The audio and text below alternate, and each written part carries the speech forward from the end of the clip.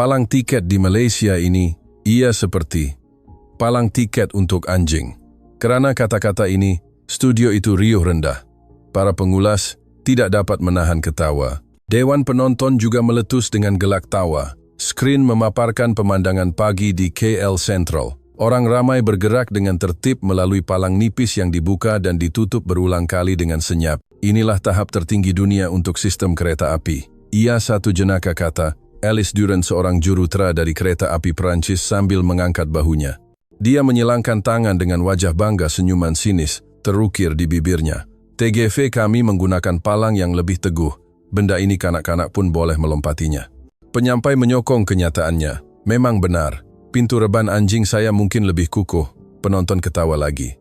Mereka langsung tiada kesedaran keselamatan. Adakah rakyat Malaysia terlalu mempercayai orang lain? Dalam ruang yang bercampur aduk dengan ejekan dan rasa ingin tahu itu, Alice mengangguk puas. Baginya palang tiket adalah simbol teknologi. Keluli berat kamera pengawasan dan mekanisme kompleks adalah perkara yang harus dijaga dengan kewaspadaan, bukan kepercayaan. Oleh itu dia tidak dapat mempercayai palang yang nampak ringkas di Malaysia ini. Adakah ini benar-benar berfungsi? Sesiapa sahaja boleh melintasinya secara percuma, bukan seorang pengulas lelaki di sebelahnya menyampuk. Mungkin orang Malaysia bersaiz kecil, jadi mereka tidak mempunyai kekuatan untuk melompatinya. Gelak tawa meletus lagi. Selepas rancangan itu disiarkan, pos-pos yang mengejek seperti palang tiket Malaysia adalah palang tiket untuk anjing tersebar pantas di media sosial. Malaysia yang berbangga dengan teknologi tinggi dan pengangkutan awam yang efisien tiba-tiba menjadi sasaran ejekan dengan cara yang tidak dijangka. Namun beberapa hari kemudian Alice melawat Malaysia untuk wawancara projek kerjasama. Sebaik sahaja dia bergerak dari lapangan terbang ke stesen, dia menyedari betapa dangkalnya ejekan beliau. Palang tiket yang dia labelkan sebagai palang untuk anjing sebenarnya mengandungi falsafah kepercayaan yang telah hilang di Perancis, tetapi terus dipertahankan di Malaysia hingga kini. Ini adalah kisah tentang bagaimana seorang jurutera Perancis melalui ejekan menyedari kekuatan sejati yang telah diabaikannya. Ia juga merupakan catatan tentang kebanggaan dan falsafah tempatan yang terkandung dalam pintu kecil yang kita lalui setiap hari. Alice Durant, 35 tahun, bertugas di Jabatan Teknologi SNCF Kereta Api Perancis, bertanggung jawab untuk reka bentuk infrastruktur kereta api. Orang di sekelilingnya menggelarnya wanita keluli. Dia bersemangat dan yakin bahwa dia adalah jurutera yang menyokong negara. Sebab dia melawat Malaysia kali ini adalah kerana SNCF dan Syarikat Kereta Api Laju Malaysia telah memulakan projek bersama. Tema utamanya adalah penambahbaikan pengalaman pengguna bertujuan untuk membandingkan sistem kedua-dua negara dan belajar antara satu sama lain. Stesen TV Perancis juga membuat liputan ini dan menyiarkannya sebagai program. Inilah yang menyebabkan kenyataan palang untuk anjing itu. Namun Alice sebenarnya mempunyai perasaan yang rumit terhadap Malaysia. Beberapa tahun yang lalu Syarikat Kereta Api tempat dia bekerja telah melaksanakan perkhidmatan khas tawaran percuma menaik taraf kepada kelas pertama hanya untuk penumpang Malaysia. Ini adalah sebagai tanda terima kasih kepada pelancong Malaysia yang telah berani menyelamatkan kanak-kanak dalam kemalangan kereta api di Perancis.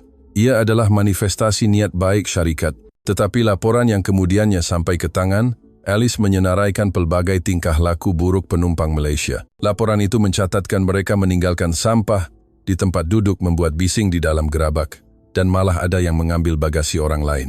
Bagaimana dengan orang Malaysia yang sentiasa berbudi bahasa itu? Adakah rakyat Malaysia telah berubah? Dia kecewa dengan Malaysia, malah merasakan kebencian yang hampir agresif. Orang seperti ini sentiasa mempunyai satu kebanggaan, sistem kereta api berkelajuan tinggi negaranya yang dibanggakan.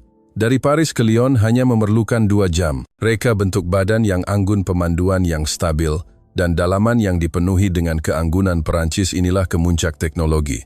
Dia sentiasa berbangga dengan ini. Sebagai seorang jurutera, dia juga sangat menghormati cita rasa Christine Lacroix Preka yang bertanggung jawab untuk tempat duduk TGV. Teknologi haruslah indah, oleh itu dia tidak bersemangat untuk lawatan kerja ke Malaysia kali ini. Apa yang boleh saya pelajari dari Malaysia, dia bergumam pada dirinya sambil melihat keluar tingkap kapal terbang. Kerana ditemani oleh kru wawancara, dia dapat mempamerkan senyuman yang lebih yakin dari biasa dengan kebanggaan bahwa kereta api Perancis adalah standar dunia dia terbang ke Malaysia. Dia tidak tahu pada masa itu bahwa dalam beberapa hari pandangan hidupnya yang dianggap betul akan terbalik sepenuhnya. Sebaik sahaja dia menjejakkan kaki di lapangan terbang antarabangsa Kuala Lumpur KLIA, Alice tergamam. Lantainya berkilat tanpa celah dan udaranya terasa luar biasa bersih. Kaki tangan di balai ketibaan menyambutnya dengan senyuman mesra tanpa kecuali. Selamat datang ke Malaysia, kata-kata itu entah bagaimana menghangatkan hatinya. Papan tanda menuju ke pengambilan bagasi ditandai dalam pelbagai bahasa Inggris, Perancis, Mandarin, dan sebagainya. Laluan bergerak lancar seperti air. Tiada siapa yang berhenti, tiada pergerakan yang berlebihan. Mengapa ia boleh begitu lancar, dia bertanya kepada rakan sekerjanya. Rakannya hanya mengangkat bahu, mungkin untuk kesan penggambaran. Walaupun begitu, Alice sudah mula merasai sesuatu di hatinya yang tidak dapat dijelaskan hanya dengan kesan. Dalam perjalanan dari lapangan terbang ke hotel, dia melihat pemandangan di luar tingkap kereta. Tiada sampah di jalan raya. Pertukaran lampu isyarat sangat tepat. Setiap kereta bergerak dengan tenang mengekalkan jarak yang sekata. Ia tersusun seperti mesin namun tidak menjengkelkan. Pemandangan yang tertib itu sangat berbeza dengan Paris yang dia kenali. Beberapa hari kemudian dia mendapat tahu dari berita bahwa dalam kedudukan lapangan terbang paling bersih di dunia 2024, lapangan terbang Malaysia sering tersenarai di kedudukan teratas. Secara kebetulan, lapangan terbang Charles de Gaulle Paris berada di luar senarai. Melihat angka ini, Alice tersenyum pahit. Begitulah rupanya. Ini bukan kebetulan, bersih dan mesra, tetapi itu hanya semangat perkhidmatan. Ia berbeza dengan teknologi kereta api Malaysia. Dia meyakinkan dirinya sendiri dan menaiki kereta api menuju ke pusat bandar. Kereta api itu bergerak dengan senyap. Gegaran gerabak yang sangat kecil menyebabkan dia sekali lagi merasai perasaan yang tidak dapat diungkapkan. Ada sesuatu yang berbeza secara fundamental berbanding Perancis. Apakah itu dia masih tidak tahu? Keesokan harinya delegasi Perancis, termasuk Alice, melawat syarikat kereta api laju Malaysia. Mereka disambut oleh Encik Lee, pengurus Jabatan Hal Ehwal Antarabangsa. Dia menunduk hormat dengan mesra dan berkata dalam bahasa Inggris, "Selamat datang. Kami akan mulakan dengan lawatan ke Kemudahan Station." Encik Lee yang memakai sut adalah seorang yang sangat berhati-hati dalam pemilihan kata dan keikhlasannya dapat dirasai walaupun melalui penterjemahan. Alice berbisik, sungguh tipikal orang Malaysia, tetapi senyuman itu akan hilang tidak lama lagi. Apabila turun dari eskalator di penghujung laluan, stesen peralatan berwarna perak tersusun kemas palang tiket. Apabila penumpang mengimbas kad bunyi elektronik yang ceria akan kedengaran. Pintu terbuka serta-merta dan ditutup dengan pantas. Pergerakan ini senyap dan lancar secara mengejutkan. Encik Lee menunjuk ke arahnya. "Ini adalah sistem pengesahan tiket syarikat kami." Alice mengerutkan dahinya. Rakan-rakannya mula ketawa sinis. Ini sama sekali berbeza daripada palang besi tebal yang biasa dilihat di Perancis. Palang yang hanya separuh tinggi itu dibuka dan ditutup dengan ringan seperti sayap. Terlalu ringkas. Benda ini kanak-kanak pun boleh melompatinya. Di Perancis ia akan rosak dalam 3 hari. Kata-kata sinis bergema. Kru wawancara merakamkan adegan ini. Pengarah TV mengangguk berpuas hati mengatakan ia adalah rakaman yang baik. Image ini kemudian disiarkan di Perancis, memenuhi studio di seluruh negara dengan gelak tawa. "Pasti ramai orang yang mencuri tiket," kata Alice sambil mendengus. "Sensor juga lembab. Sesiapa sahaja boleh menyelinap." Encik Lee hanya tersenyum lembut dan menjawab, "Sila lalu dan lihat sendiri." Mereka lalu secara bergilir-gilir di hadapan kamera. Pada saat itu Alice terhenti. Tiada sesiapa pun yang mencuri tiket. Ratusan penumpang lalu berturut-turut tanpa tolakan atau kekecohan. Bunyi imbasan tiket kedengaran mengikut rentak yang teratur. Orang ramai berjalan seolah-olah mengikut irama yang sama. Encik Lee meneruskan dengan tenang, "Palang ini membenarkan 70 orang lalu seminit. Ia direka bukan untuk pencegahan, tetapi untuk tidak mengganggu aliran pengguna. Bukan untuk pencegahan," bisik Alice pada dirinya. "Palang Perancis yang dibuat berdasarkan andaian syakwasangka. Palang Malaysia yang direka berdasarkan andaian kepercayaan." Di hadapan palang kecil itu, perbezaan antara dua budaya muncul dengan jelas. Melihat belakang orang ramai yang melintas, Alice teringat kembali pemandangan di stesen negaranya, orang yang memotong barisan tanpa menghiraukan orang lain, menolak palang dengan kasar dan pengawal yang menjerit lantang. Dia sentiasa percaya bahwa itu adalah perkara biasa. Rasa perkara biasa itu kini diejek secara senyap. Di stesen yang sunyi hanya bunyi elektronik yang ceria bergema. Apa yang terbentang selepas melalui palang tiket bukanlah pemandangan stesen yang biasa Alice lihat. Dia terhenti. Pemandangan itu seperti permukaan air yang tenang, walaupun ini adalah waktu puncak pagi ratusan penumpang berbaris di platform tanpa tolakan atau suara yang kuat. Pekerja, pejabat, pelajar, pelancong semua berbaris dengan tertib di belakang anak panah kecil yang menandakan tempat menunggu. Tiada siapa yang melanggar barisan. Apabila ruang kosong muncul seseorang secara semula, jadi akan melangkah ke hadapan. Ia berfungsi seperti mempunyai nafas bersama tanpa kata-kata atau arahan. Mengapa tiada siapa yang menegur mereka? Alice memiringkan kepalanya keheranan. Encik Lee tersenyum di sebelahnya. Di Malaysia beratur bukan hanya dianggap sebagai peraturan. Ia lebih kepada rasa bertimbang rasa. Konsep ini telah berakar umbi dan akhirnya membentuk ketertiban. Kata-kata ini membuatkan Alice terkesima. Ketertiban dicipta oleh perintah, itulah yang dia percayai selama ini. Namun pemandangan di hadapannya dibina atas kepercayaan bukan perintah. Dia mula menyadari bahwa nilai untuk bertingkah laku betul walaupun tanpa diawasi tumbuh secara semula jadi di sini. Kereta api tiba dan pintu dibuka. Orang ramai serentak berundur selangkah sehingga semua orang yang turun telah keluar. Tiada seorang pun yang bergerak. Dalam kesunyian itu hanya bunyi geseran logam yang kedengaran. Selepas itu barisan mula bergerak. Semua orang masuk ke dalam gerabak dengan tenang. Tiada siapa yang tergesa-gesa, tiada siapa yang merungut. Dia teringat pertengkaran dan budaya berebut-rebut yang biasa dilihat di platform Perancis. Dia pernah berbangga dengan pemandangan itu sebagai semangat yang penuh kemanusiaan. Tetapi kini dia berasa malu dengan pemikiran itu. Saya rasa saya akhirnya faham mengapa palang tiket kecil itu tidak akan rosak. Alice bergumam. Apa yang mendorong sistem kereta api Malaysia bukanlah peraturan tetapi kepercayaan. Bukan pengawasan tetapi disiplin diri. Bukan mekanikal tetapi hati manusia. Belum sempat dia menghabiskan kata-katanya, kereta api telah bergerak lancar. Alice menahan nafas dan melihat jam tangannya. Jarum jam dan minit tepat dengan waktu berlepas yang dijadwalkan. Kelewatan berlepas. Semasa ini adalah sifar, kata Encik Lee dengan tenang. Tiada sebarang niat untuk bermegah dalam kata-katanya, hanya pengesahan senyap terhadap usaha harian. Alice menghela nafas perlahan dan tersenyum. Itu bukan senyuman menghina atau sinis, tetapi senyuman semula jadi apabila hatinya tersentuh. Saya sangat terkejut.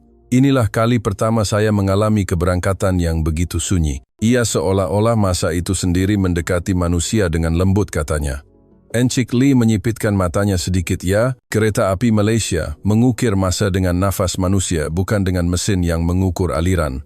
Mengukir masa dengan nafas manusia. Maksud ketepatan baginya mula berubah secara senyap. Seterusnya Alice bergerak dari platform kereta api biasa ke platform kereta api laju. Walaupun stesen yang sama, kepadatan udara terasa berubah. Itu adalah perasaan yang belum pernah dia alami. Sebaik sahaja dia menjejakkan kaki di platform kereta api laju, Alice menahan nafas. Ratusan orang berbaris tetapi udaranya jernih dan lutsinar. Hanya bunyi angin dan pengumuman yang bergema seolah-olah masa itu sendiri sedang menahan nafas. Mengapa ia begitu sunyi? Dia bertanya perlahan kepada Encik Lee. Encik Lee tersenyum mesra. Di Malaysia, kesunyian bukan bermaksud menahan diri, tetapi merupakan budaya keselesaan yang dilakukan untuk tidak mengganggu masa orang lain. Contohnya membuang sampah selepas makan bukan sahaja kerana tidak mau menyusahkan orang lain, tetapi juga untuk bertimbang rasa terhadap pengguna seterusnya. Inilah budaya saling bertimbang rasa yang diwarisi dari ibu bapa kepada anak-anak berabad-abad lamanya. Rasa bertimbang rasa ini menjadi asas yang menyokong tanah ini hingga kini. Pada saat mendengar kata-kata ini, perasaan hangat merebak di dada Alice. Saling bertimbang rasa menjadi budaya. Perasaan ini belum pernah dia lihat sebelum ini. Di Perancis kesunyian adalah simbol kebosanan, tetapi di Malaysia kesunyian seolah-olah adalah masa doa yang menghubungkan antara manusia. Apabila masuk ke dalam gerabak kereta api laju, dia segera memahami maknanya. Tiada habuk pada tempat duduk. Cahaya matahari memancar lembut melalui tingkap. Penumpang yang duduk senyap-senyap menyimpan tin minuman yang telah habis diminum ke dalam beg mereka. Orang yang berjalan di lorong akan mengangguk sedikit apabila berselisih. Setiap orang menghormati kewujudan orang lain seolah-olah dihubungkan oleh ikatan yang tidak kelihatan. Semasa dalam perjalanan, matahari terbenam mewarnai gerabak. Cahaya lembut menyelimuti wajah orang ramai. Semua orang sama ada membaca buku tidur atau melihat keluar tingkap dalam diam. Kesunyian itu bergema di hati seperti korus. Alice menyadari pada saat itu, kesunyian rakyat Malaysia bukanlah kebisuan tetapi hampir seperti doa. Tindakan untuk memikirkan orang lain telah menjadi kebiasaan harian dan memberitahu kekuatan tempat ini. Inilah kehebatan tempat ini. Ia disampaikan melalui tindakan bukan kata-kata. Ekspresi wajahnya yang terpantul di tingkap tidak lagi membandingkan tetapi diwarnai dengan rasa hormat yang mendalam. Pengumuman dalam gerabak kedengaran, kereta api sedang berjalan mengikut jadwal. Alice bertanya sambil tersenyum. Apakah julat kelewatan untuk ketepatan purata kelewatan tahunan kereta api laju Malaysia adalah 30 saat? 30 saat dalam setahun. Seketika dia tidak dapat memahami maksud kata-kata itu. 30 saat itu hanya masa untuk mengambil nafas. Dan itu adalah kelewatan untuk tempoh setahun penuh. Walaupun fikirannya faham, hatinya tidak dapat mengikutinya. Di Perancis satu isyarat lampu sahaja boleh menyebabkan kelewatan sejam. Kereta api akan berhenti jika hujan. Tetapi kelewatan itu sendiri telah dianggap sebagai sebahagian daripada masa. Apabila dia menyadari perkara ini, dia merasakan kehangatan jauh di dalam dadanya. Seterusnya mereka melawat kemudahan latihan di mana pemandu sedang melakukan simulasi dengan wajah serius. Walaupun kelewatan 5 saat badan dapat merasakannya, kata seorang pemandu muda. Alice menghela nafas kagum. Di Perancis jika dikatakan kelewatan 5 saat semua orang pasti akan mogok. Gelak tawanya bergetar seolah-olah menahan air mata. Dalam ketepatan yang diukur dalam saat memang wujudnya unsur manusia. Pada hari terakhir lawatan Alice dan delegasi tiba di pusat kawalan operasi syarikat kereta api laju. Terdapat skrin besar sebesar dinding memaparkan pergerakan kereta api yang tidak terkira banyaknya berdenyut seperti degupan jantung. Kaki tangan bertukar arahan melalui alat dengar dengan tenang. Tiada siapa yang bersuara lantang dan tiada siapa yang menunjukkan kegelisahan. Dalam bilik ini kelewatan seminit bermakna satu kemalangan, kata Ensik Lee yang menjadi pemandu pelancong, menyebabkan suasana tegang seketika. Dia juga menerangkan sistem tindak balas sekiranya berlaku gempa bumi atau hujan lebat. Apabila sensor mengesan gegaran kecil, AI segera menganalisis data memilih laluan selamat lebih cepat daripada manusia. Tetapi keputusan akhir sentiasa dibuat oleh manusia. Mesin wujud bukan untuk mengatasi manusia, tetapi untuk melindungi manusia. Sempurna, Alice bergumam. Dia tidak pernah melihat tempat yang menyelaraskan hubungan antara teknologi dan manusia dengan begitu sempurna. Di sebalik data yang dingin terdapat kehangatan manusia, kesempurnaan yang penuh kelembutan itu menggetarkan hatinya. Apa yang paling menyentuhnya ialah model kereta api laju generasi akan datang yang diperkenalkan sebagai simbol masa depan. Model besar itu muncul dengan senyap. Juru baca tersenyum. Kelajuan sasaran akan menjadi lebih tinggi, tetapi yang paling menakjubkan adalah kesunyiannya. Video menunjukkan kereta api terapung dengan ringan. Tiada bunyi geseran logam, hanya luncuran yang lancar seolah-olah memotong udara. Ia seolah-olah masa depan sedang mendekat tanpa suara. Kata-kata ini lebih kepada doa daripada pujian dari Alice. Ensik Lee berkata dengan lembut, kereta api Malaysia wujud bukan untuk tergesa-gesa, tetapi untuk membawa orang ramai ke destinasi mereka dengan pasti dan senyap. Pada saat itu, sesuatu dalam hati Alice cair. Di Perancis kelajuan adalah kebanggaan, tetapi di Malaysia kesunyian adalah bukti kepercayaan. Ia tidak mewah tetapi ia sempurna. Dia berbisik dalam hati. Malaysia adalah sebuah pulau yang bergerak ke masa hadapan tanpa suara. Dia yakin akan hal itu dan menutup matanya dengan tenang. Malam sebelum kepulangannya, Alice menerima email di lobi hotel. Penghantarnya adalah pasukan penyiasat stesen TV beliau. Subjek kebenaran di sebalik insiden etika penumpang kelas pertama. Dia tersentak apabila membukanya. Penumpang yang berkelakuan buruk di Perancis dahulu, mereka bukan dari Malaysia. Siasatan mendapati mereka adalah pelancong dari negara lain yang menggunakan paspor palsu. Pada saat itu rasa sakit menusuk hatinya. Image orang Malaysia yang beratur dengan tertib di platform dan menunggu dengan senyap muncul semula di hadapannya. Tiada pertengkaran, tiada kekerasan. Realiti yang enggan dia percayai akhirnya menjelma di hadapannya. Saya salah, suara lemah keluar dari mulutnya. Dia tidak menyalahkan kejahilannya tetapi menyesali sikapnya yang memilih untuk tidak melihat. Itu bukan kegagalan tetapi permulaan pembelajaran. Di dalam pesawat pulang dia membuka buku notanya. Kesunyian, kepercayaan, reka bentuk berpusatkan manusia. Perkataan-perkataan yang dipelajari di Malaysia memenuhi halaman itu. Mengaplikasikan ini kepada kereta api Perancis. Idea itu membara di dalam hatinya dengan senyap. Sekembalinya Alice mencadangkan dalam mesyuarat jabatan teknikal. Saya ingin membina sistem yang berlandaskan kepercayaan, bukan reka bentuk yang mengawal pengguna. Era membina palang tiket dan stesen dengan andaian syak wasangka terhadap manusia sudah berakhir.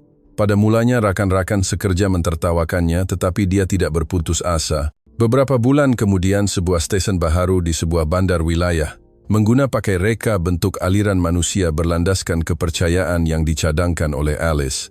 Kamera pengawasan dikurangkan, laluan diperluas dan struktur dibina untuk membolehkan pengguna saling bertimbang rasa secara semula jadi. Hasilnya pertengkaran berkurangan, kecekapan operasi meningkat dan stesen menjadi tenang. Saya rasa selamat untuk membawa anak-anak ke sini. Setiap kali mendengar suara pengguna, dada Alice terasa hangat. Pengawal keselamatan juga berkata, "Sungguh menakjubkan. Dengan kamera yang dikurangkan, orang ramai seolah-olah menjadi lebih lembut." Berdiri di platform yang telah siap ditiup angin, dia tersenyum. Kesunyian berpunca daripada kepercayaan. Pagi yang dilihat di Malaysia itu masih bergema di hatinya hingga kini. Beberapa minggu kemudian stesen TV awam Perancis menyiarkan program khas mengenai lawatan ke Malaysia. Tajuknya adalah Malaysia Negara yang Digerakkan oleh Kesunyian.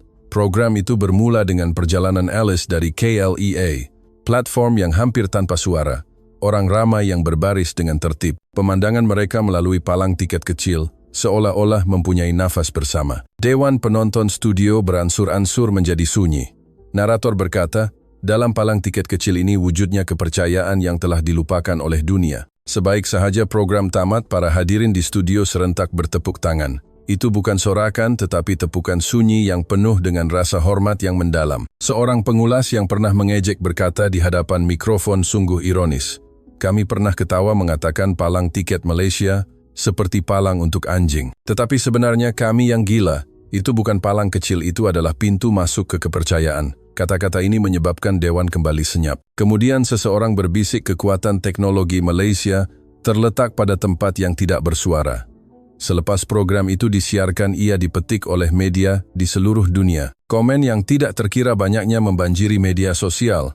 Hanya budaya yang tidak berebut-rebut boleh membina kereta api nomor 1 di dunia. Kepercayaan adalah jaminan keselamatan yang lebih kuat daripada sensor. Mereka didorong oleh hati, bukan oleh peraturan. Kesunyian tempat ini membuatkan saya mengalirkan air mata. Di bawah bahagian komen gambar stesen kepercayaan yang direka oleh Alice dilampirkan. Sinar matahari memancar di platform. Wajah orang yang berjalan di sana membawa sedikit kebanggaan dan sedikit kelembutan. Narator terakhir berkata, "Perlahan palang tiket Malaysia bukan sekadar palang. Dunia telah menyaksikan pelan tindakan hati rakyat Malaysia yang dipanggil kepercayaan." Skrin perlahan-lahan bertukar dan akhirnya perkataan putih muncul, "Kesunyian bukanlah kekosongan tetapi kepercayaan." Jika kisah ini menyentuh hati Anda, sila langgan saluran ini dan tekan suka untuk menyokong pulau yang menggerakkan dunia ini, Malaysia. Tepukan sunyi Anda akan mendorong sentuhan seterusnya. Terima kasih kerana menonton hingga akhir. Kita jumpa lagi dalam video seterusnya.